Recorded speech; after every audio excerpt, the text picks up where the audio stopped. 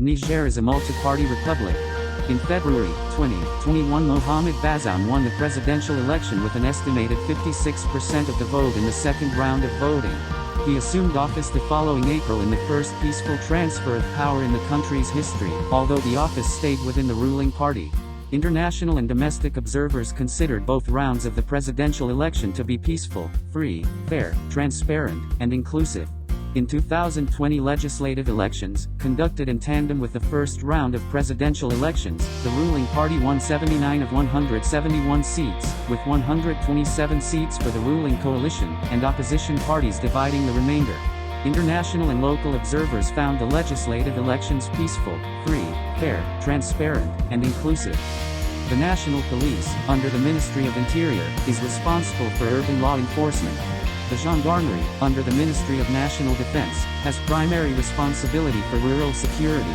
The National Guard, also under the Ministry of Interior, is responsible for domestic security and the protection of high-level officials in government buildings.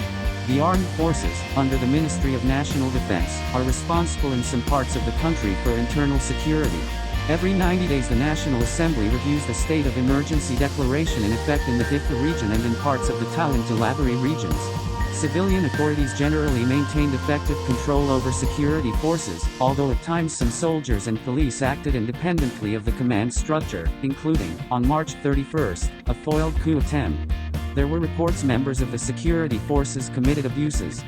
Significant human rights issues included credible reports of unlawful or arbitrary killings, including extrajudicial killings by or on behalf of government, harsh and life-threatening prison conditions, arbitrary arrest or detention, serious restrictions on free expression and media, including unjustified arrests or prosecutions of journalists, and the existence of criminal libel laws, and lack of investigation of and accountability for gender-based violence including but not limited to domestic or intimate partner violence, and child, early and forced marriage. The government took some steps to investigate officials who committed abuses or engaged in corruption, but impunity remained a significant problem. Terrorist groups targeted and killed civilians, committed forced disappearances, inflicted cruel, inhuman, or degrading treatment or punishment, and recruited child soldiers. Armed bandit groups, smugglers, drug and human traffickers, and community-based armed militias committed abuses.